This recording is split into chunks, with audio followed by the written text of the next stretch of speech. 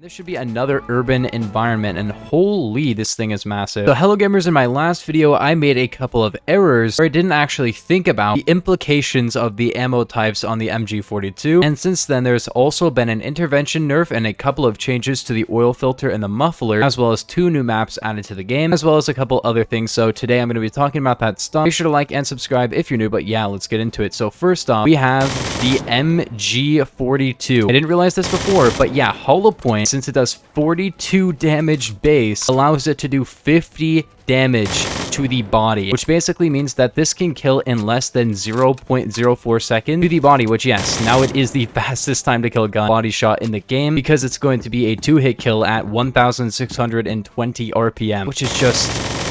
it is incredible how strong this gun is now. Is this too much? Yes, this is too much. If this is going to the game, maybe nerf the damage down to 41, so that way it can't 2-shot kill. That would literally fix this entirely. But yeah, less than 0.04 second time to kill is just ridiculous. You can see it from how I'm playing with it right now. It can kill with 2 body shots in close range. And it can actually 2-hit kill to the body with 32 studs, which is not even that bad. But yeah, this is going to be ridiculous in CQC. It already was. Now it's going to be even more ridiculous, because before it was a 3-hit kill without headshots. Now it's going to be, you know, a 2-hit kill. If this is going to the main game, it's going to need a nerf. This is just way too powerful. Hopefully they can actually fix the MG42 and MG3. I don't even know what to do now. Like, these guns have just immediately gotten broken the second they get a nerf. Like, it's crazy how quickly people figure out, oh wow, you can make them super broken again, which is unfortunate. This game has gotten to a point where there are attachments that can basically fix every gun's recoil and make every gun in this entire game just extremely overpowered and comically broken. Now let's get on to some of the other changes. Intervention got a small buff to its magnification speed, so it kind of aims in a little bit faster than before, which is definitely nice. It's not going to feel like it's a new gun or anything, but it's going to be better, which is definitely nice for sure. What a shot, dude. I need to use the intervention more, because like, it's not even a bad gun still. It's still a really great gun. But yeah, it's cool. It's a little bit better. Ever since they quote-unquote fixed the aiming in this game, a lot of the aiming for the sniper rifles has felt kind of weird. They've kind of fixed it overall, but really not enough. So some of the guns still feel a little bit weird with it, but yeah. Let's get on to the barrel changes.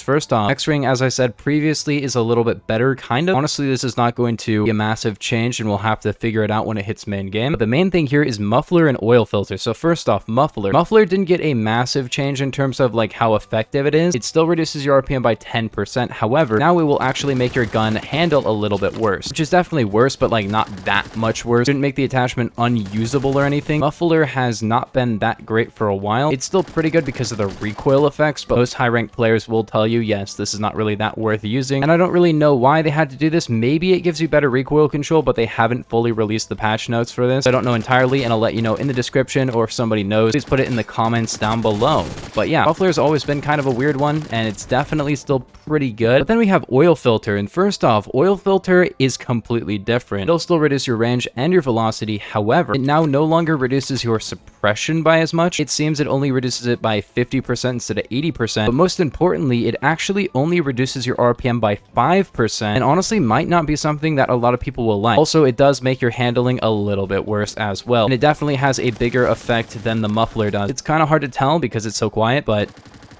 it's faster than the muffler now, which is super interesting, and maybe not something that a lot of people will like. I don't know. It's weird. For sure. Overall, they're cool changes, but I do feel like having an attachment to lower the RPM by a lot would be really, really cool. I'm talking like 15 or 20% again. I'm talking like a new attachment for that. Muzzle reducer instead of booster. I don't know. Other than that, there are 2 new maps, and I'll try to get them in my VIP server in just a second. The first map is called Slums or Favela, and this map is pretty interesting. It's a very tight corners, very enclosed environment. And the colors on it are pretty interesting as well. Overall, I haven't had the chance to play on this one that much. I can't really say whether or not it's good, but I think it has something to it. Very interesting layout overall as well. Wow, you can go all the way over here. It's pretty freaking large for the type of gameplay we're talking about here, and it has a lot of intricate corners and things. That's going to make it very difficult to navigate for new players, which is unfortunate, but I think it does have something to it that might make it kind of fun to play on. Kind of interesting. It does have some cool angles like this one here and stuff, but I don't really know too much if it's going to be that great. We'll have to see. And the second new map is actually called City Centered, and this should be another urban environment environment, and holy, this thing is massive. For 16 on 16, there's no way you're going to be able to fill this entire map. What? I don't know what it is with the PF community for making maps, but they love to make these absolutely massive maps, which makes absolutely no sense because this map is way too much, you know? This could probably be great for a 32 on 32, but not a 16 v 16. You're telling me 16 versus 16 could work on a map this large? That's crazy. If PF we're talking an arcade shooter, I cannot shoot this out. Does this mean that the borders of the map are just like really tiny? Or can I actually go? What? You just can't break that window. Very weird bug. Okay. You can go all the way out here. Like, if you can go out here, that would not be a problem, but you can go all the way to the corners of these maps here, and there's just so much space, you know? It's gonna make a great hide and seek map, and I already found a really good hiding spot. But if you're playing the regular game, yeah, you're gonna be playing TDM hide and seek because you're not gonna find anybody on this map, bro. Very interesting for sure. Like, it's got a lot of cool stuff to it, but it is massive, it is intricate, and it does not need to be this large. Anyways, gamers, if you guys did enjoy, make sure to like and subscribe. If you're new, comment down below your opinions on these new changes, but I will see you guys in the next one. Peace. Have a nice day.